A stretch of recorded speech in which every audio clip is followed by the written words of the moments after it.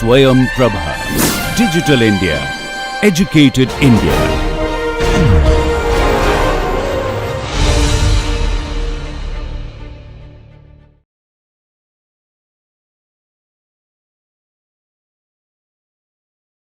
Hello all, welcome to our course on precision oncology. Today we will be dealing about the basics of molecular biology of cancer. Here we will be talking about what exactly is precision oncology. Why is the term a complete word precise? So because the cancer treatment is now not like a fit for all size. It is each individual treatment, the diagnosis is based on the tumor signatures or the DNA signatures of that particular tumor. So it is earlier the cancers were classified based on the type of a tissue, a body in which they arose, such as the lung cancer, the brain, the gliomas, the breast, colon, pancreas, and so on and so forth. But now there is a complete radical change is happening where the cancer treatment is or the cancer is classified at the molecular level. So this is a completely a new perspective which is coming up in the existing cancer research, and this is called precision oncology precisely, in which doctors are choosing treatments based on the DNA signature or the mutations of that particular individual tumor. So using advanced technology to analyze both tumors as well as the blood samples from a large number of patients is what is exactly a precision oncology. So this technology is useful. Throughout this course we will be talking about the different screening methodologies, different precise detection methodologies, and not only this detection, a targeted therapeutics offered for the different cancers. And we will also be talking in detail about the immunotherapy and the CAR T therapy. For today's session, we will be talking about the basics or the basics molecular biology of cancer. So we will be in briefly touching about what exactly is a proto-oncogene and what it drives to become transform it to an oncogene, which will lead to the progression of cancer. And we will also be talking about the tumor suppressor genes. We will be giving some basic examples of the proto-oncogenes, your RAS proteins, and the tumor suppressor genes. We will be talking about your P50 and the P53 and the retinoblastoma protein.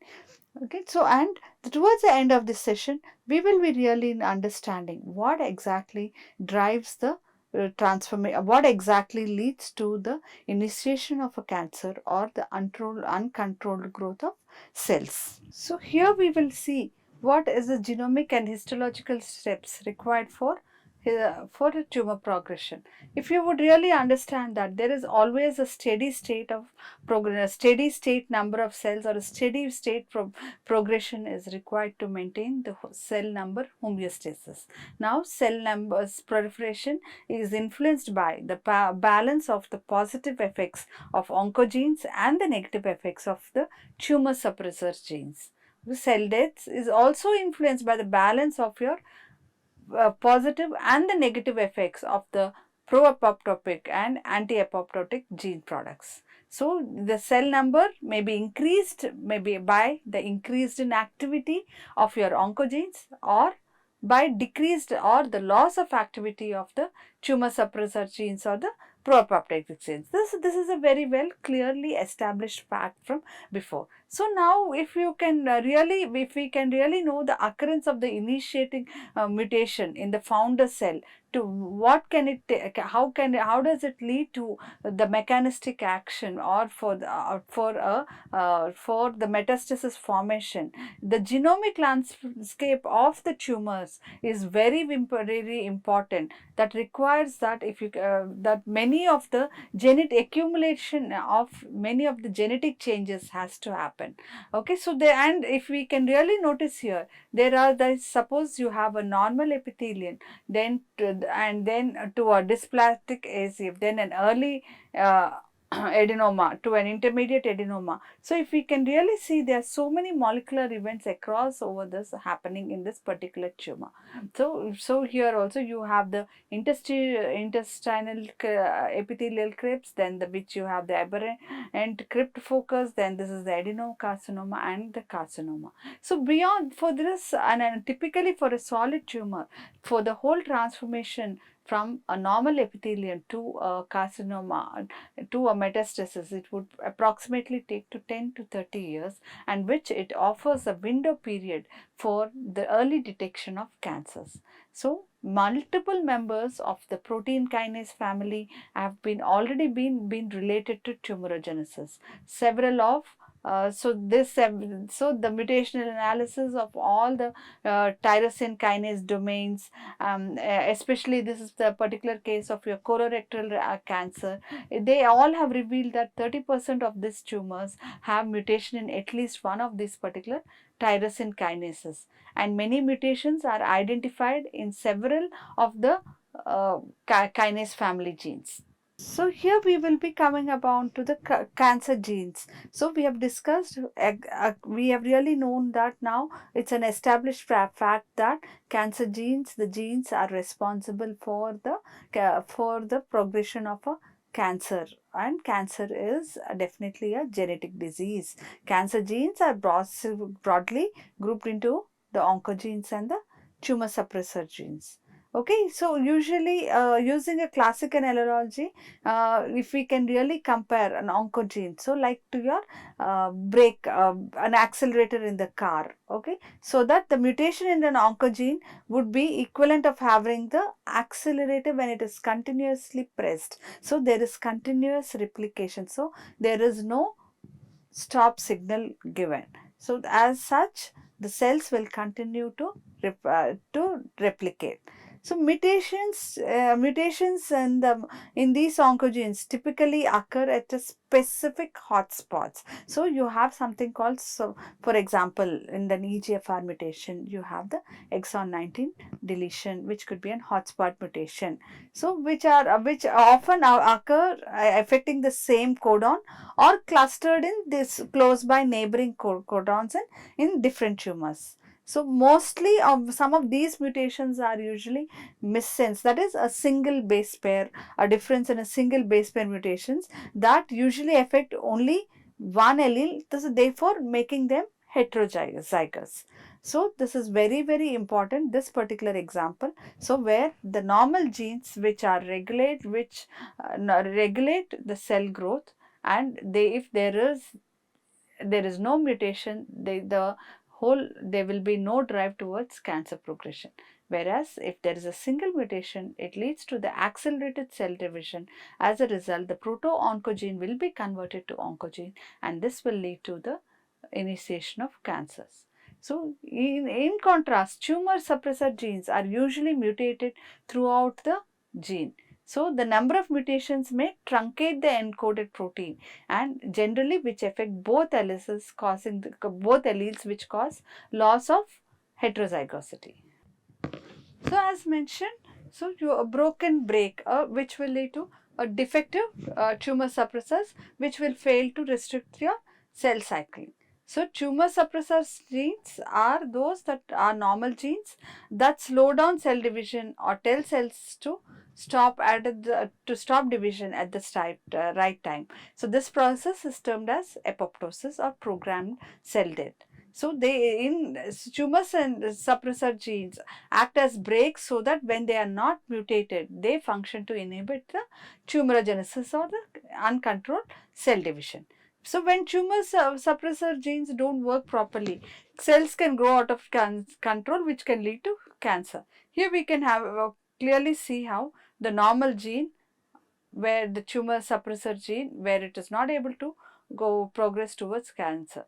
Whereas here you have a first mutation, and it is where the tumor suppressor gene is mutated to become an active oncogene, and then following which the second mutation and it will lead to the complete no breaks, where you don't have any more unrestricted control on the particular cell division process, and thereby leads and it becomes all the more active, and if the active tumor suppressor gene is coming to an active oncogene, and as such there is the whole the whole division drives towards the progression of cancer. So major systematic mutations present in the malignant tumors.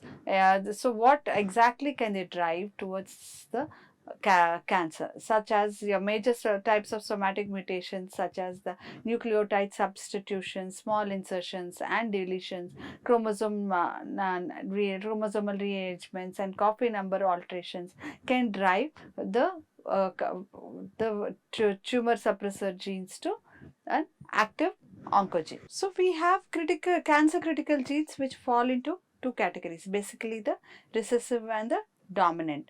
So what happens here in a dominant manner, where a gain of function, so a gain of function mutation in a single copy of the cancer gene can drive the cell towards cancer.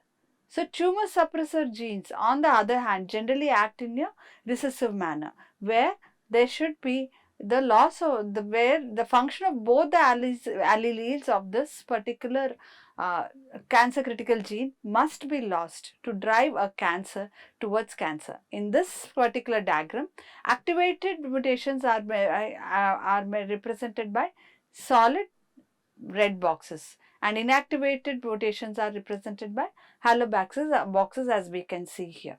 So here what happens is oncogenes act in a dominant manner, a gain of function mutation in a single copy of the cancer critical gene that can drive towards the cancer, whereas mutations in the tumor suppressor gene, on the other hand, generally act in a recessive manner. So the function of both the alleles of the cancer critical gene must be lost to drive a cancer cell to drive a cell towards cancer. So so this is a very well example. So here you can see activating mutation enables the oncogene to stimulate cell proliferation, whereas here two inactivated mutations functionally eliminate the tumor suppressor gene, which will stimulate the cell progression. So here this is an example, an oncogene is an example for a proto-oncogene. It's an example of overactivity mutation is called a gain of function, and an underactivity mutation is called the loss of mutation. So in either both the cases, the cells proliferate abnormally, thereby leading to progression of cancer. So here we will be giving up another examples of a driver and passenger mutations. So by the time a cancer is diagnosed, it is composed of several, the whole tissue is composed of several billions of cells carrying DNA abnormalities, some of which have a functional role in malignant proliferation. However, many genetic lesions acquired along the way may not have a functional role in the complete tumorigenesis. So there is an emerging landscape of cancer genomes, which include thousands of genes that could not be previously linked to tumorigenesis, but they could be somatically mutated. So many of these genes can be like, they are called passenger genes or passenger mutations, or neutral, in that they have no functional effect on the growth of the tumor. So only from a small fraction of the genetic changes, genetic change alterations are expected to drive the cancer evolution by giving cells a selective advantage over the neighbors. So only a small small number of mutations in the particular cancer cells can lead to the whole whole progression of the cancer cells towards tumorigenesis. So passenger mutations occur incidentally in the cell that later on in parallel develop a driver mutation, but are not ultimately pathogenic. Okay, although these passenger mutations are neutral, cataloging them or identifying them is important because they harbor the important signature of the previous exposure of the cancer cell underwent as a result of the DNA damage, repair, or any other abnormal events. So in many cases, so as we are all aware, cancer develops as a result of accumulation of somatic and other genetic alterations. So that impair your cell division, or it may even bypass the checkpoints, and then which will lead to abnormal cell proliferation and tumorigenesis. So such mutations are called driver mutation, which is they are the positive selection factors. And we have already discussed what exactly this particular passengers mutations are. They really do not promote the growth of the cancer, but or may not have any effect on the cell. So always passenger mutations tag along with the driver mutations. So they are a consequence of simple cell division. Challenge in cancer research or for precision oncology or for any of the molecular oncologists is to distinguish the consequential driver mutations from the inconsequential passenger mutations. For example, in the lung cancer, EGFR mutations is a very well laid out driver mutation. Same in your KRAS mutations in the colon cancer. So there are like sometimes definitely certain mutations are always associated with the particular cancer. For example, BRCA for the breast cancer. So it is very important to identify the driver mutations for each cancer subtype. This is a simple example for transfection for detection of your oncogene. So you would have a chemically transformed mice fibroblasts, so where and then the DNA is extracted, and then to detect an oncogene in this DNA is extracted from the tumor cells, broken into fragments and introduced into this particular fibroblast. And then if any of the fragments contains an oncogene, small colonies of abnormally proliferating so-called transformed cells may be seen here. So they may begin to appear. Each of these colonies will be composed of a clone of cells that have originated from single cell whose growth was promoted by the added gene. So because they have been released by some of the social controls on cell division, the transformed cells usually outgrow the normal cells, piling up in layers and in the culture dish. The normal mouse cell is transformed and it will form colonies which are and a clonal population of cells. So when we inject this particular transformed cells into the mice, the injection of the morphologically transformed cells into the mouse host would give rise to the tumor. So thereby saying that this particular DNA, or there is a proto-oncogene in this particular DNA. So this is a method to identify proto-oncogenes. So what exactly are oncogenes? So based on the roles, the different roles in the proliferation pathway, oncogenes are those that initiate signaling at the cell surface. Example, the growth receptors, the growth factor receptors, and those oncogenes are also those that are part of the intracellular signal transduction pathways, and oncogenes are those that function at the level of nuclear level.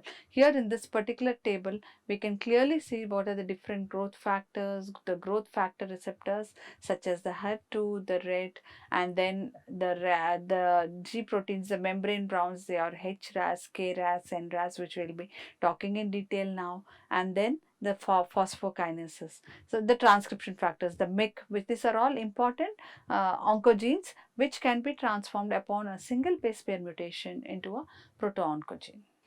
Usually, a proto-oncogene can be converted to an oncogene in the three different mechanisms, such as a deletion or point mutation in a coding sequence, or a gene amplification, or a chromosome rearrangement. So here we can see from if there is a point mutation in the sequence of this, in the coding sequence, there is an hyperactive protein which is made in normal amounts. Similarly, a normal protein, if there is a gene amplification where you have multiple copies of the gene, there is a normal protein but which is produced in much larger, overproduced, overexpression, and a chromosome rearrangements where a nearby regulatory DNA sequences causes a normal protein to be overproduced, or you can have a fusion, that is a transfusions to actively transcribed gene greatly overproduces fusion protein, or fusion protein is much more hyperactive than the normal protein. So this is a different ways, three different ways how a proto-oncogene is completely activated. So such as so it can be here, it can be even a missense mutation or a partial deletion or by chromosomal translocation. So these changes can occur in the protein region so as to yield a hyperactive product, or they can occur in adjacent control genes so that the gene is similarly expressed at concentrations that are much higher than normal. So the cancer critical genes may be overexpressed because of extra copies are present, as we can clearly see, or due to the gene amplifications caused by this, and this could be happening because of your errors in DNA replication. So what are exactly the activation mechanism of proto-oncogenes? Chromosomal translocation of a proto-oncogene is for the example of MYC. So a point mutation of a proto-oncogene, as I mentioned before, where a substitution of a single base by another base is happening. For example, a point mutation at the codon 12 of your RAS oncogene. A gene amplification, that again it happens in c-MYC in the neuroblastoma. And the last example, what you have seen in the last part of the figure to the extreme right side, it is that the gene that promotes the transcription near the proto-oncogene, which results in the overexpression of the genes. Okay, so the retrovirus carcinogenicity examples.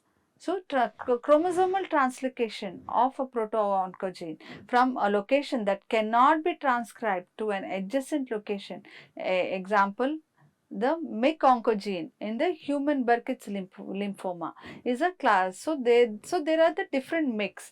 Okay, so they all are like, so they are this family is encoded by cellular proto-oncogenes. These proteins originate from genes based on the different chromosomes. So constituent of the MYC are the first exon non-coding for protein and the protein encoding third exon. So this is where there is definitely an activation mechanism of proto-oncogenes which is totally not in place during the progression of tumorigenesis. Here we will totally see how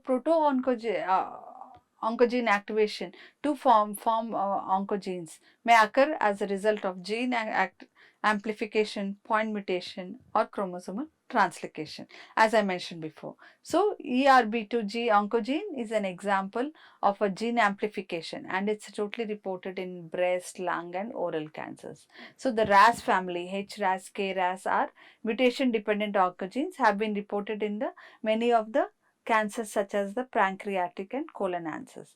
The Burkitt lymphoma and the chronic myelogenous are examples of associated with the translocation. So here we can see that it's a proto-oncogene. Here a point mutation which is converted into an oncogene, and then as I mentioned before, there is many copies of the many gene which is the amplification, and the translocation is happening. So usually normal cell proliferation follows a sequence of events that starts with the binding of a growth factor to its specific receptor on the cell membrane. We are all aware of this. So this activation of this growth factor receptor leads to the activation of the signal transduction proteins on the inside of the cell membrane, followed by the transcription of this transduced stringer through the cytosol to the nucleus by the secondary messengers. So this is a very well orchestrated event. Even a single mutation or an extra gene amplification could totally lead to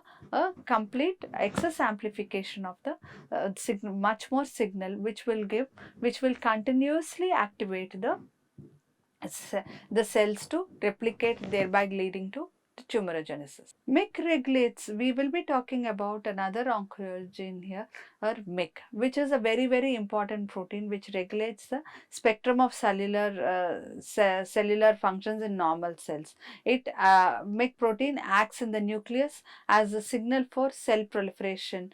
MYC regulates a number of protein coding or non-coding genes that are involved in distinct cellular functions, which include the cell cycle, protein biogenesis, cell addition, metabolism, signal transcription and translation, and among this. So, excess quantities of MYC, what can happen, can lead to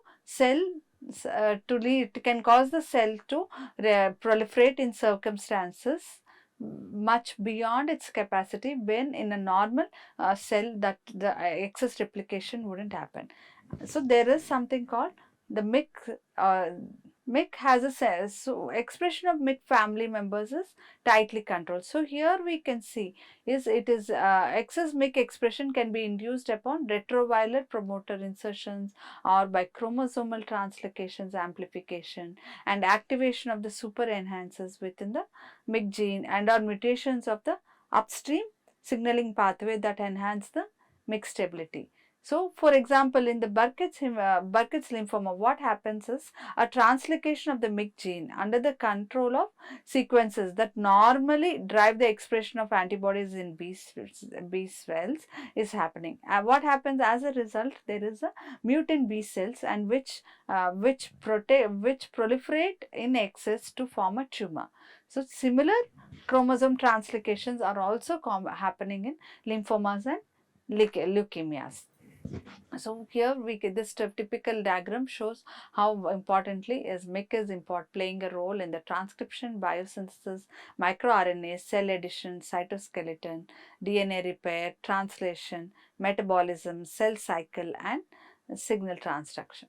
Another one more important proto-oncogene which we are going to study is the RAS genes. So usually the three RAS genes, your KRAS and RAS, they encode for 188 to 189 amino acids, and then they share about 90% sequence homology among themselves. So KRAS encodes two splice variants due to alternative exon 4 utilization, leading to divergent C terminal sequences.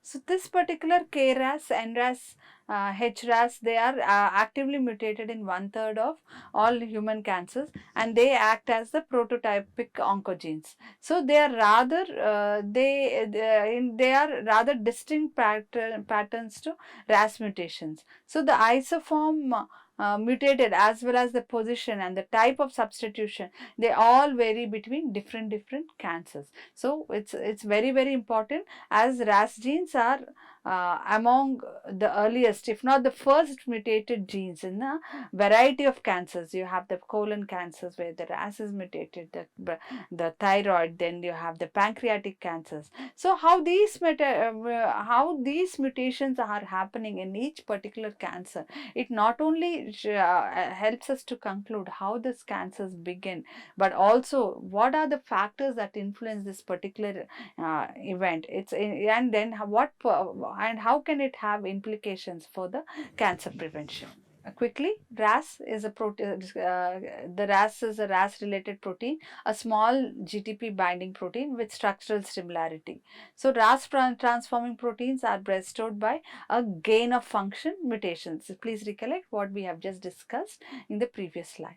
So RAS related genes encoding mini GTP binding proteins fall into several subcategories characterized by their amino acid sequences of the encoded proteins and their biological functions, such as they are called as the RASP, RAS, RHO, RAP and the RAL.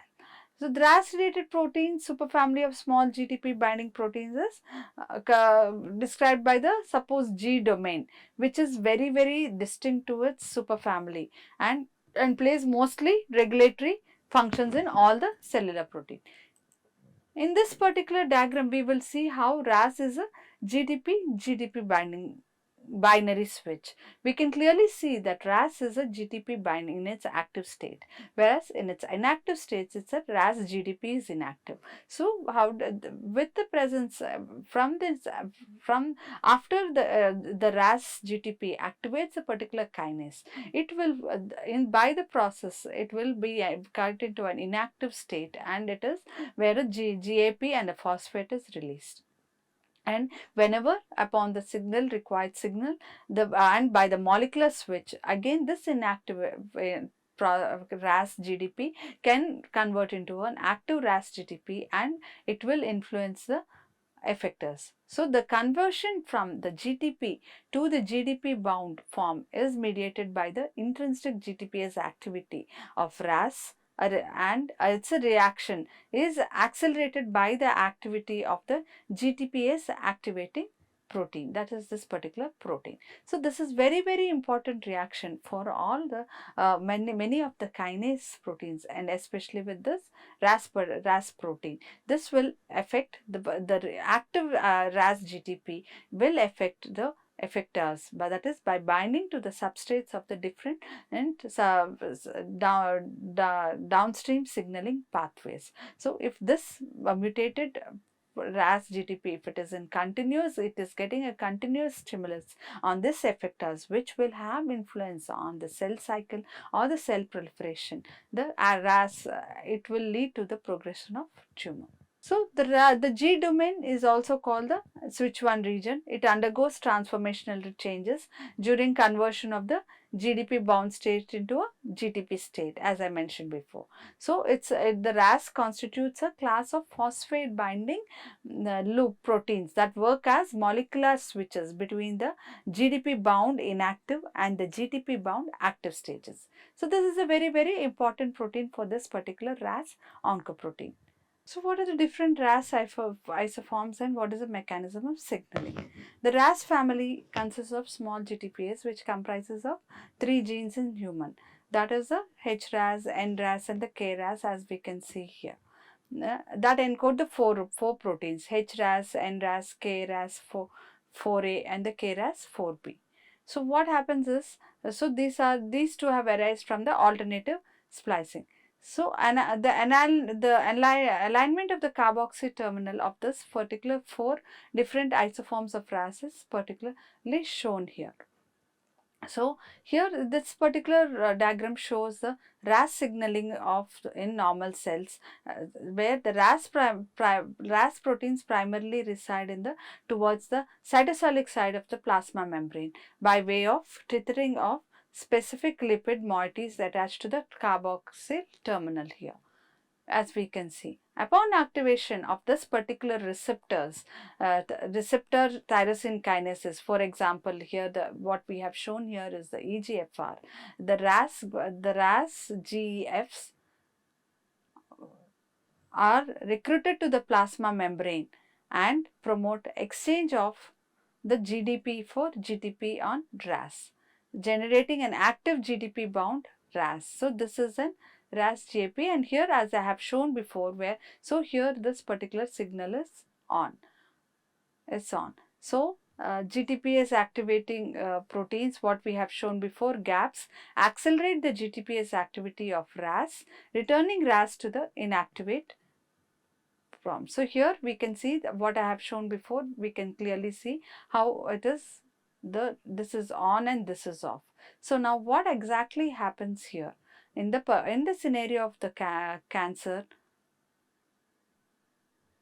the oncogenic mutations in RAS proteins render the protein more active, such that it chronically binds to and activates multiple downstream effects. So, this is completely bound. So, because of this particular mutations or in the particular cancer, so this is completely, so you cannot have, so it is off here, whereas it is continuously on in a typical cancer scenario, and it activates multiple downstream process. Here we can clearly see how this particular mutation is affecting the complete downstream process. It binds and activates multiple downstream processes. RAS mutations are well studied in PDAC, pancreatic ductal adenocarcinomas, where the normal 90% of the KRAS mutations happen where the normal epithelium is transformed into a completely the PDAC, which leads to the invasive metabolism, invasive metastasis. Pancreatic cancer progression and gene mutations. Multiple tumor types arise from the exocrine pancreas, of which greater than 95% are the PDAC cancers. Activating point, so you have the point mutation here which occur early, and inactivation of this particular P16 in 4A gene occurs at the intermediate stage, and the inactivation of the TP53, SMAD, DPC4 and BRCA genes occurs relatively late. So, oncogenes are indicated in green, and the tumor suppressor genes are indicated in red here. So, this is a very important here. This is the oncogene and this is the tumor suppressor gene. Whatever, this is a very important classical example of how the oncogenes can have an effect on the progression of the cancer from transforming a simple normal epithelium to an invasive metastasis cancer. So now we have clearly discussed what exactly are the proto-oncogenes. So we know that there are two major classes of genes which cause cancer, causing cancer, such as the oncogenes and the tumor suppressor genes. So oncogenes, very well established fact that they have to be activated to cause cancer, whereas TSGs or tumor suppressor genes, which normally hold mitosis in check, they must be inactivated or removed to eliminate control of the cell cycle and initiate cancer. So, oncogenes, again to stress upon, they are that are genes that normally activate during cell division in specific scenarios. Oncogene activation at wrong place or time during cell division may lead to a cancer. Oncogenes are not something which are totally foreign or alien to the cell. They are normal, they are essential genes that have undergone a mutation. It could be, as mentioned before, a single point mutation or a single base pair mismatch. Okay, so in this normal non-mutated gene, it is called, an oncogene is called a proto-oncogene, a gene that can be transformed into an oncogene. So here that is, the activation of a proto-oncogene to an oncogene is achieved by different mechanisms like the promoter or enhancer insertion, chromosomal translocations, gene amplifications and point mutations. Tumor suppressor genes, as you know, as the term indicates, it prevents or suppresses tumor formation by regulating cell division. They are recognized as the key players during the genesis of cancer. Malfunctioning of the tumor suppressor genes may lead to uncontrolled cell division. Researchers have identified many tumor suppressor genes. Important among them include your P53 and the RB gene. So the P53, they are the nuclear phosphoproteins which possibly affect the transcription of genes involved in the regulating the events in the cell cycle. A tumor suppressor gene is a gene that reduces the probability of a cell in a multicellular organism. It can reduce that. How can it will reduce the probability of the cell to transform into a cancer cells. So it is, if you have a mutated or an inactivated tumor suppressor gene, it is damage to both genes, which will lead to cancer. So these mutations are not, sometimes may be acquired, or they may not, or they are not inherent. Acquired changes in genes are highly contribute to the evolution of the sporadic cancers. So these cells, they can grow uncontrolled and develop cancer. So we have a typical scenario how a normal cell and a cancer cell with a mutated or inactivated tumor gene is represented here.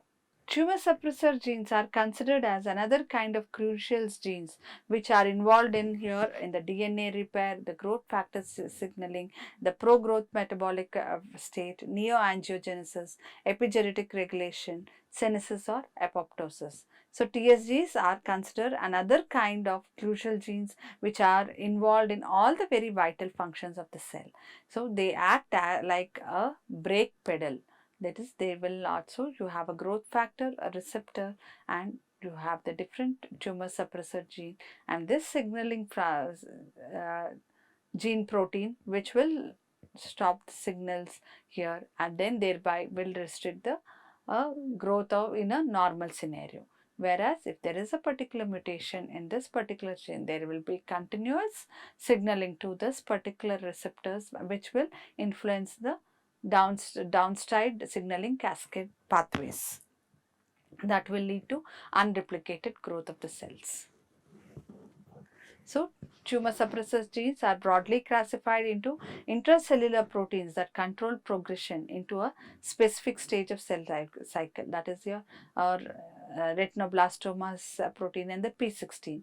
Genes encoding receptors or signal transducers or secretory hormones or developmental genes that inhibit cell proliferation are also the TSGs, tumor signaling tumor suppressor genes. And genes encoding some checkpoint control proteins that trigger cell cycle arrest in a response to DNA damage. So the wherever such as your the breast cancer type 1 susceptibility protein, that is your BRCA14, P16 and P14. So genes encoding proteins that induce your apoptosis, example P53, and genes encoding involved in repairing mistakes in DNA. They are also part of the tumor suppressor gene. So it is very, very important that the attenuation and expression of the CDK inhibitors such as your P16, P27, P53 have been associated with a wide range of cancers from lung to head to breast, neck and pancreas cancers as well as melanoma. So the most important tumor suppressor gene is illustrated in this table. They are the P53, the retinoblastoma, the Williams tumor, the BRCA1, BRCA2, the adenomatosis polyposis colon gene, the DCC and an NF1. So these genes, as with oncogenes, the presence of a single abnormal tumor suppressor allele is sufficient for a cancer to develop. So lesions and other genetic lesions are also necessary. For example, both RB and P53 had to be inactivated for some normal cells to be rendered immortal. So the DNA tumor virus, the DNA human papilloma virus, that is a very causative agent in the cervical cancer. It inhibits both these critical proteins through binding with the through binding with and inactivation of the HPV viral E6 and the E7. In this manner, the HPV biochemically achieves the same outcome as the carcinogens. So we will see that in detail in the coming slide. So this is a very famous P53 TSG. It is like the retinoblastoma gene. It is a tumor suppressor gene.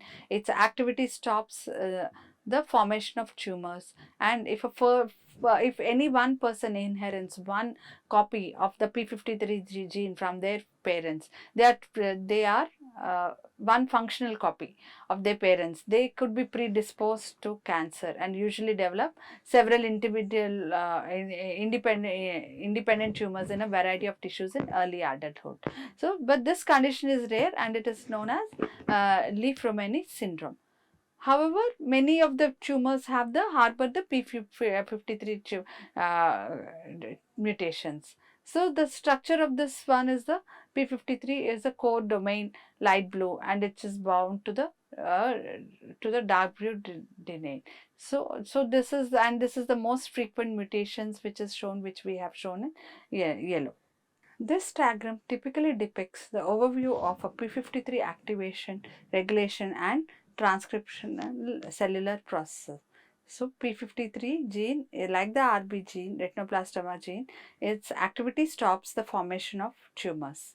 If a person, as I mentioned before, inhibits only one functional copy of the P53 from their parents, they could be predisposed to cancers as like in the Leaf-Romany syndrome. However, mutations of this P53 are mostly found in many tumor types. The P53 gene has been mapped to chromosome 17.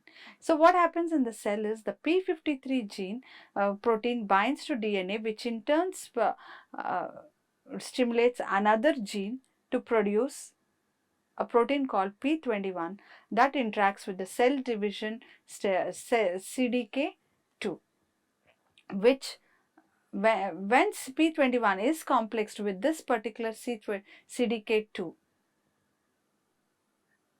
the cell cannot pass through the next stage of the cell division.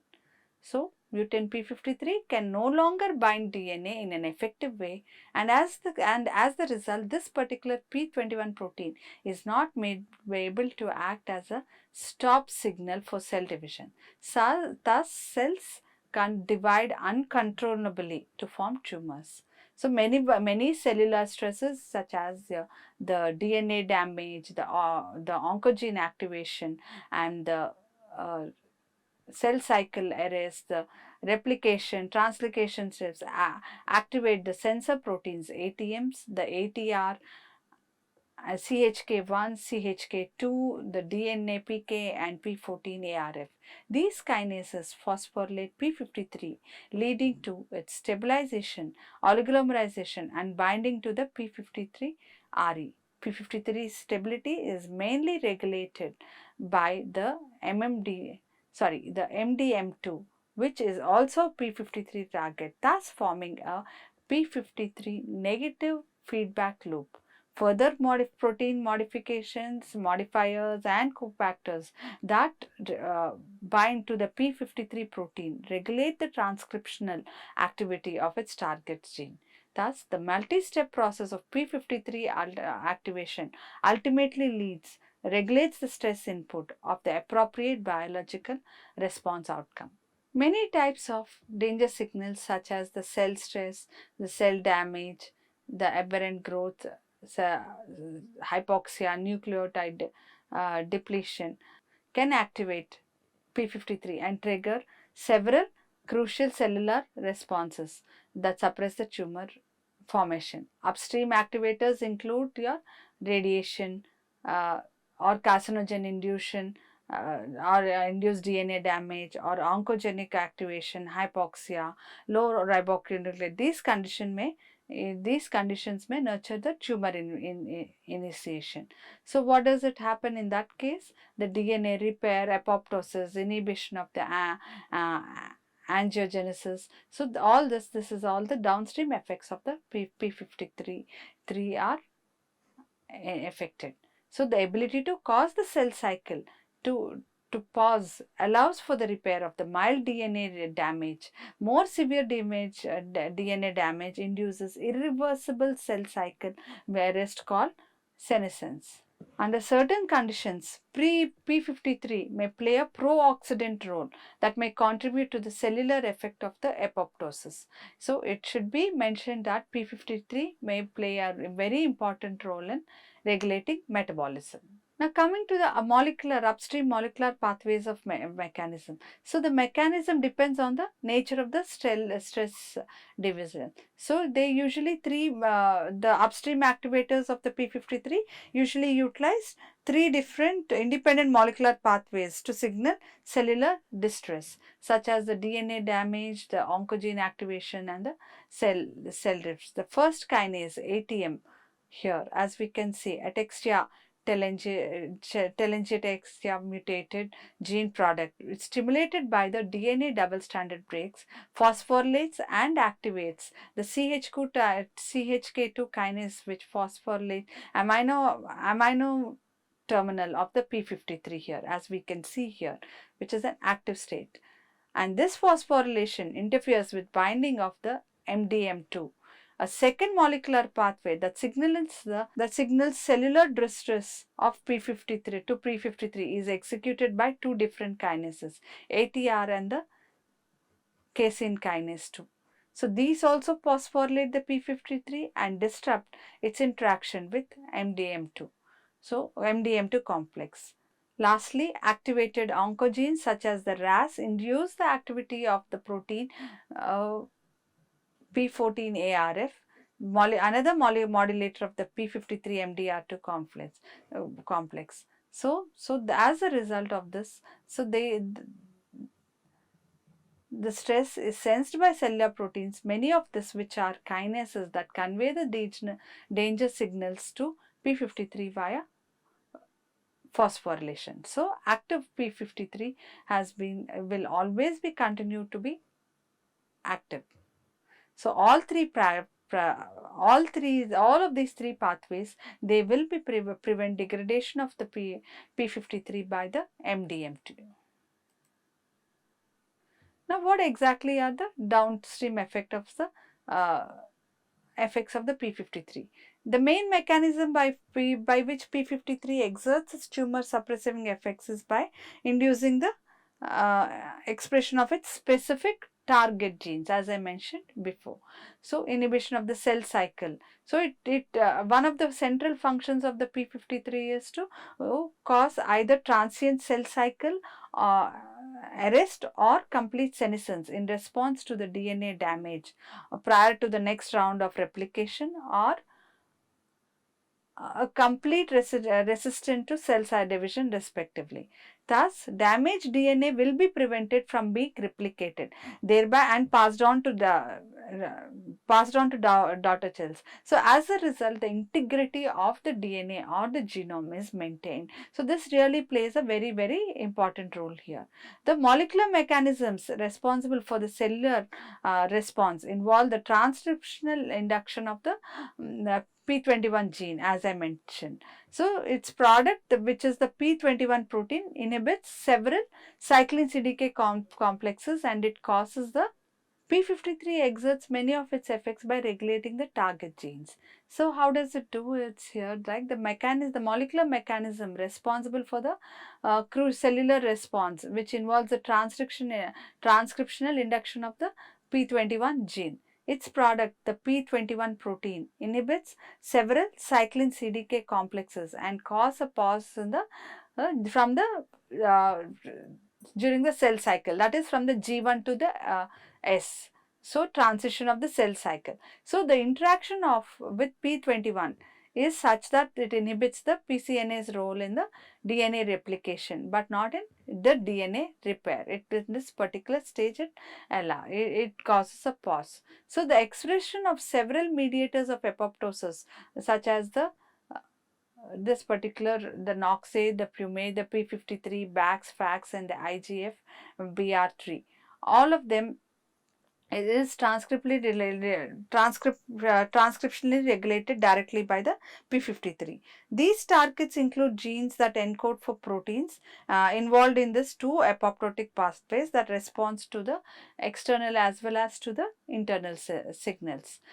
So the mitochondrial apoptotic proteins, the pro-apoptotic proteins such as the NOX, the NOX-A, the PUMA, and the p53, AIP1 that cause the release of cytochrome C and the activation of the apoptosome and activate the apoptosome are all induced. Also, p53 tips the balance regulated by the BCL2 here. It can be, as we can clearly see here, towards apoptosis by inducing gene expression of the pro-apoptotic protein BAX and the 2-FAS receptor, which is a transmembrane receptor that receives extracellular stimulus to stimulate apoptosis. So this is a typical diagram how we can show that p53 exerts many of its effects by regulating target genes. As mentioned before, we will clearly see how the retinoblastoma protein, another tumor suppressor protein, and the transcription factor p53, how they play the central tumor suppressor gene roles. As we know that CDKN1A gene codes for the P21, and this was the first transcriptional target of P53. Its binding spectrum is very wide. It yeah, P21 forms complexes with CDK1, together with other specific cyclins, and it shown to mediate a P53 induced G1 cell cycle arrest. So this is very important step for many during the cell cycle process to control the cell growth. Its induction by the P21 induction by P53 and its inhibition by different CDKs, it is very important, crucial for the P21's tumor suppressor role. So P21 as a tumor suppressor role also governs the retinoblastoma phosphorylation. So formation of this RBE2F. This formation of this RBE2F complex depends on the phosphorylation status of the retinoblastoma. So, if it is in the hypo stage or is it in the hyperphosphorylated state. So, once it is this protein P21, so this formation of this RBE2EF2 complex depends on the phosphorylation status of the retinoblastoma. This protein carries several phosphorylation sites again for substrates for such as for cyclin D, cyclin for CDK4/6, cyclin E, cyclin A, CDK2, cyclin B.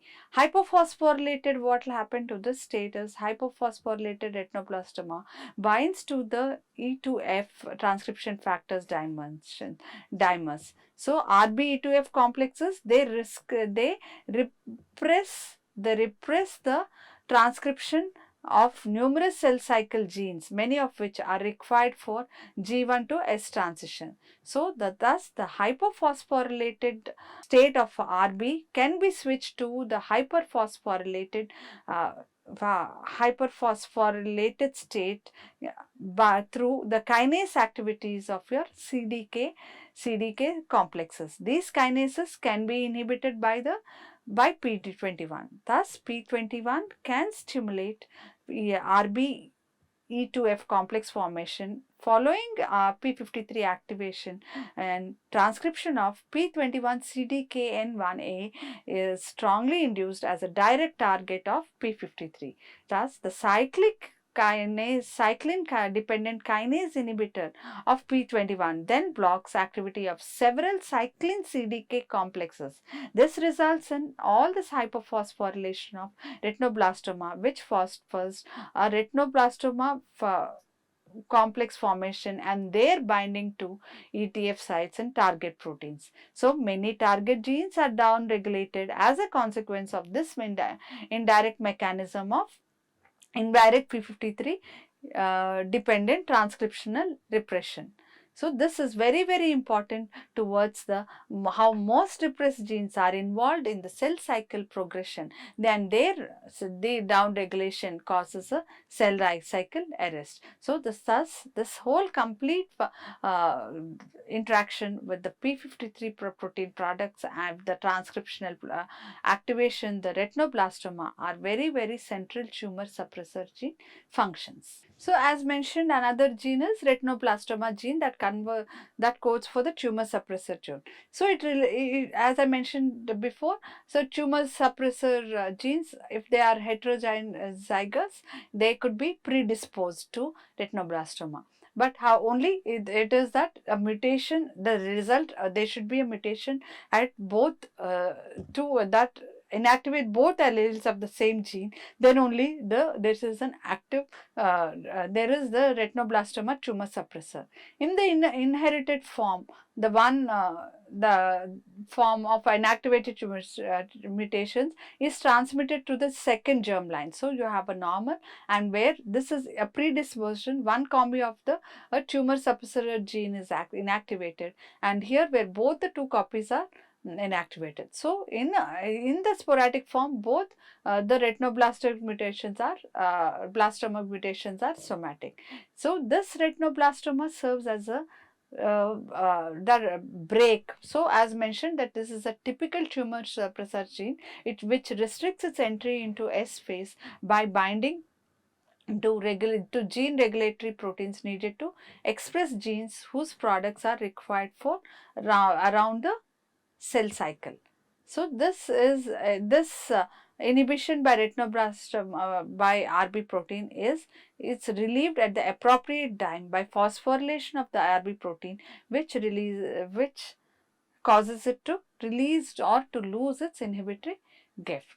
So results from the two mutations. It is very essential that it should have inactive two of both alleles of the same gene. Then it is this inherited form of this disease. One of the inactive gene mutations is transmitted through the germ line, and the second occurs through the somatic development.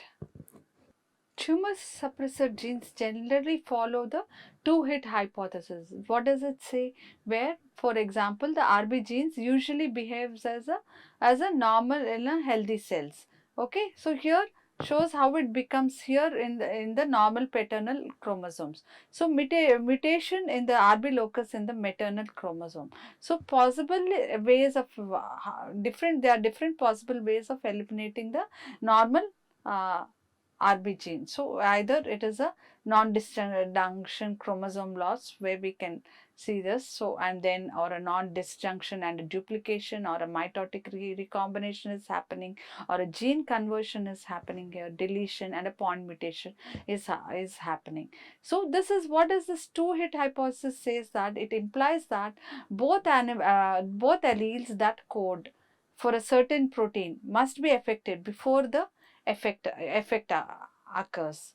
So such that this is because if one allele for a gene is damaged, the second one can continue to still produce a correct protein. So mutant tumor suppressor alleles are usually recessive, while mutant oncogene alleles are typically dominant. So this is very, very important difference. So this two-hit hypothesis was first proposed by the scientist called Knudsen, for which cases of retinoblastoma, where he observed that they followed the second order kinetics, which implies that two independent genetic events are necessary, like as mentioned here before, with a recessive mutation which involves a single gene but requires biallelic mutation. So for a mutant event to happen so usually so this is in contrast, oncogenic mutations are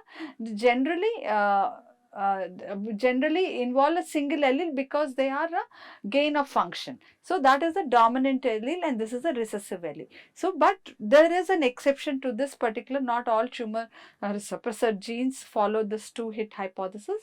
One exception is what we have discussed is before is like the P53, where because its mutations can function as a dominant negative, which means that they can prevent the function of a normal protein from the unmutated allele. So the retinoblastoma protein, as I mentioned, is a byproduct of the tumor suppressor gene. So as we have seen, it's like you have a normal healthy individual. Okay, so occasional cell inactivates one of its two good RB genes. So but still, because of the two, there is no tumor because you have a very one dominant functional gene. Whereas here in the hereditary, inherited a mutant RB gene. So as we can clearly see a different mutant. So where you have the two, occasional cell inactivates its only good RB gene copy. So you have here where we can see here there is no retinoblastoma gene. So where we can clearly see that the cell is you have a functional protein, but whereas where you have two mutations, so you can see excessive leading to a retinoblastoma. The similar in case non-hereditary or in sporadic mutations, what happens here is, okay, occasional cell inactivates one of its two good RB genes, and here the second wherever we can see here, there is a chance that excessive progression. So here itself, there where there is only one copy where it is a good, you have no tumor, whereas here most people with inherited mutations develop tumor, and only 1 in 30%, that is the non-inheritary and the hereditary. So you have the normal individual, even if they have a one allele mutation, there is no tumor, whereas in the in hereditary retinoblastoma, where both the alleles are affected only, there is a resultant tumor. And in the non-hereditary retinoblastoma, which happens in very rare cases, in 1 in 30,000 normal people develop tumor. So now slowly we will now just see how a oncoprotein of a virus can bind and inactivate this particular RB protein. So this is a very, very important process, because in certain cancers such as the cervical cancer, where we have the DNA viruses playing a role, they could be the causative agents of cancer. So the presence of this particular virus is the prelude for the cervical cancer. So there are three types of DNA viruses, such as the Simon virus, the adenovirus, the papilloma virus, that code for proteins that will cause the oncogenic transformation of the particular cell. So the genes coding for these oncoproteins do not occur in normal cellular genomes. So usually there are components of that particular DNA viral genome, which is, and these particular proteins are really indispensable for a viral replication. So in adenovirus transformed cells, as we can clearly see here, the oncogenic proteins are referred to as E1A and your E1B. So in SV40 cells, there is the oncogenicity is controlled by the large T antigen. In the papilloma transformed cells, you have the E7, E6 transformed cells. So these oncoproteins are the, so several of these oncoproteins, they will bind to this particular RB protein and the P53 protein, and they will be inactivating or derived. So they will be inactivation of the RB and the P53. So this highly phosphorylated form they lose the characteristic growth attenuating properties of their under phosphorylated form. As you can recollect, as we can clearly see how the hyperphosphorylated form will lose the growth attenuating property. If you recollect how we have shown in the earlier diagram, how the P53 and the RB protein together, if they are hyperphosphorylated, the growth attenuating properties are lost. So this is a classic example how, so you, and all these DNA viruses, they are the double stranded circular DNA, they are about 8,000 nucleotide pairs. So usually they cause even a benign growth or what, which are normal in the normal skin, and they are stably maintained. So viral proteins, so they usually acquire this particular for controlled replication of this host. So sometimes if this particular accidental of this viral DNA into host chromosome, so what happens? So there is unbalanced production of this viral replication proteins, and the integrated gene viral replication protein happens. So the viral replication, the gene integration encoding the viral replication protein happens, and there is the malignant tumor. So this is how the activation. So you have the RB protein, which the retinoblastoma protein, which binds to the cell proliferation factor, and then there is an inactive cell proliferation factor, the gene regulatory protein. The P53 protein activates safety brake on the cell proliferation, and thereby the cell proliferation is blocked. But here, if we can clearly see here, what happens here is the viral protein sequester the RB and the P53 protein, such as in the typical case of a human papilloma virus during the cervical cancer. So the cell proliferation is activated by your DNA virus, by the DNA virus, and there is the active cell proliferation factor is triggered, and there is continuous cell proliferation going on, thereby leading to the tumor formation.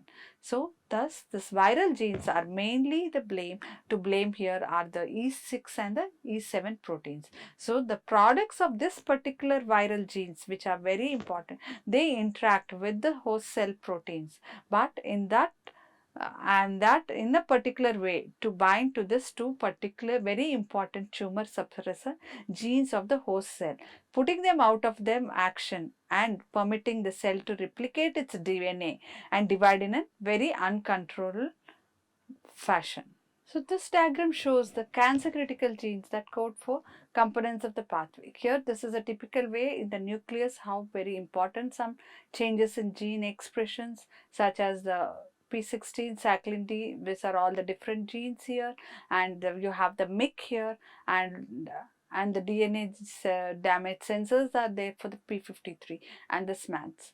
So whereas in the cytosol also you have very important genes or very important genes that code for such as the E-cathepsin, which is very important in for the metastasis. So a local invasive requires a breakdown of the mechanisms that normally hold the epithelial cells together.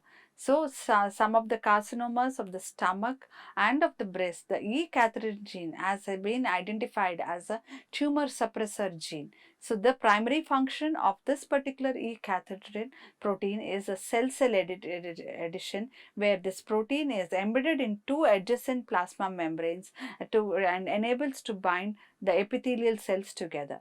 When the tumor cells lacking this particular protein, this particular addition molecule are placed in concentration, and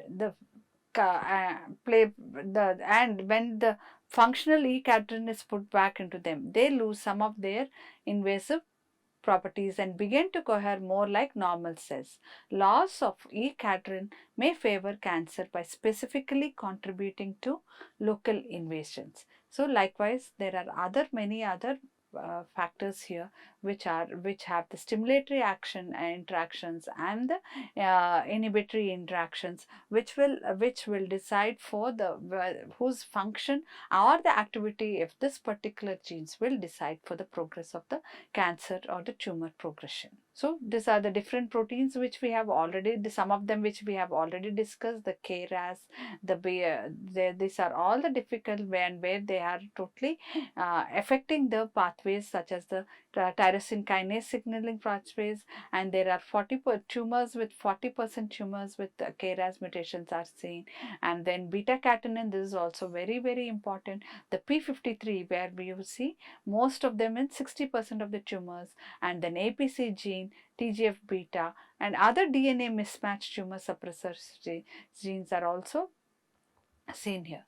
At the beginning of this talk, we have seen that most cancers develop gradually from a single aberrant cell which progresses from a benign to a malignant tumors by the accumulation of many of the independent genetic accidents. So we have discussed how some of these accidents are happening in the molecular level by saying that there is a brake failure or the accelerator failure or the brake failure. So now we will now discuss one particular class of common humor cancer more closely, using it to illustrate and enlarge upon some of the general principles of the molecular mechanisms we have introduced, and to see how we can sense the natural history of the disease in terms of the action. Here we take colorectal cancer as an example. So where the steps of the tumor progression have been followed in vivo and at the molecular level. So this is so there is a loss of large section of certain chromosomes that those regions may harbor tumor suppressor gene. So one of the very important gene which is lost is your APC, tumor suppressor gene. It is the inhibitory component of the WNT signaling pathway, where it acts by binding to beta catenin, another component of the pathway, and thereby preventing preventing activation of the TCF4, a gene regulatory protein that stimulates growth of the colonic epithelium when it has beta catenin bound to it. Here we can see SMAD4 is also mutated in 30% of the colon cancers. So this is how an APC is. It undergoes the colon, as we can see here.